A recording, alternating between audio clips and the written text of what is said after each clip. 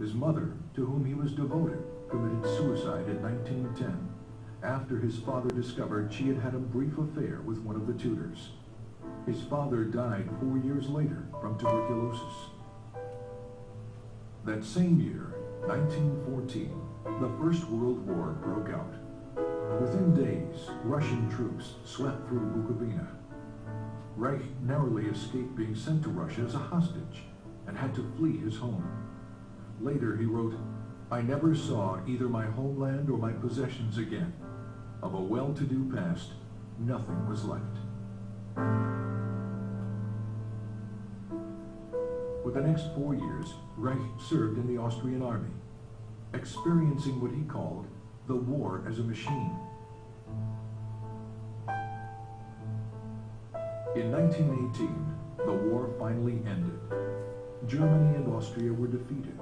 The Austro-Hungarian Empire was broken up, and Bukovina became a part of Romania. Alone, homeless, and intellectually starved after 4 years of war, Reich entered the medical school at the University of Vienna.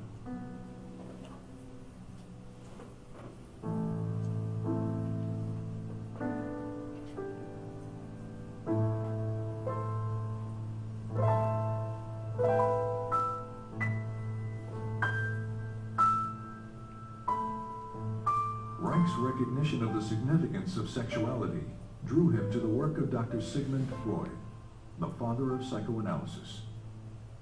Soon he was considered one of Freud's most promising students.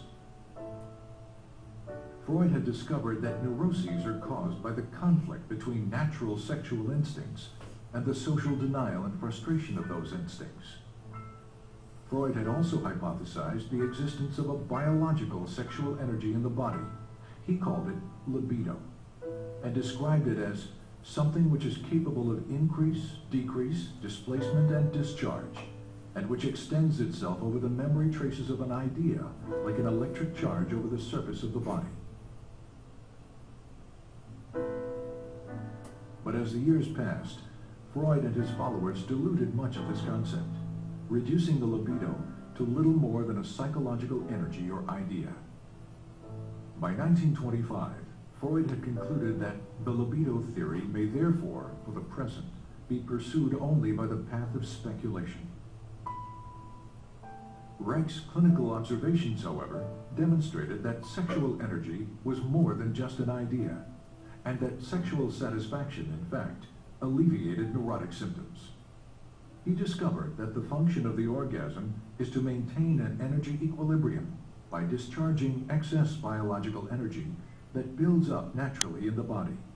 If that discharge function is disturbed, as it proved to be in all his patients, this energy continues to build up without adequate release, stagnating and fueling neurotic disorders. Reich's orgasm theory set him apart from his colleagues because it indicated that the libido was a real physical energy that possibly might be measured quantitatively. His clinical work also led to new therapeutic techniques designed to discover and eliminate any impediments to the flow and discharge of this energy. But the widespread existence of human misery forced Reich to conclude that the solution to the problem of neuroses was not treatment, it was prevention. You have to revamp your whole way of thinking, said Reich, so that you don't think from the standpoint of the state and the culture, but from the standpoint of what people need and what they suffer from. Then you arrange your social institutions accordingly. Freud, on the other hand, maintained that culture takes precedence, that sexual instincts must be adapted to the existing social structure. These conflicting positions led to an eventual break between Reich and Freud. In Vienna and later in Berlin, Reich devoted much of his time and money educating working-class people about the essential role of sexuality in their lives. I had 6 clinics in Vienna, said Reich, where people came and received advice once or twice a week. To provide medical and educational help was its purpose. To reach the greatest number of people, he worked within the socialist and communist parties to promote sex education, birth control, divorce rights, and better housing. Reich recalled that in Berlin, there were about 50,000 people in my organization in the first year. Reich was also very outspoken about Germany's turbulent political climate. Unlike most members of the Berlin Psychoanalytic Association, Reich openly opposed the rise of the Nazi Party.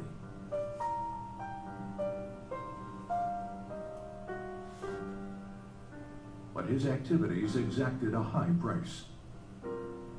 He was denounced by the communists and expelled from the International Psychoanalytic Association, calling these events catastrophes which threaten my personal, professional, and social existence.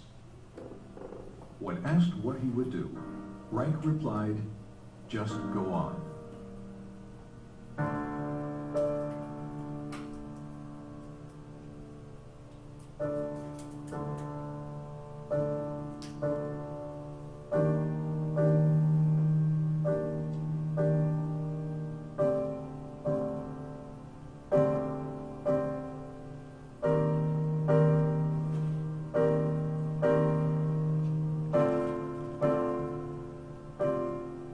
University of Oslo, 1935. While continuing to teach and develop his innovative therapeutic techniques, Reich began a series of laboratory experiments to verify the existence of a physical, biological energy expressed in the emotions. Using human subjects, Reich was able to demonstrate a charge at the skin surface directly related to feelings of pleasure or anxiety. The charge would increase when a subject experienced pleasure and decrease during feelings of unpleasure. From this, Reich concluded that pleasure is the movement of biological energy toward the periphery of the organism, while anxiety is the movement of this energy toward the center. He assumed this energy to be electrical, but was it? And did similar energy processes exist in more basic life forms?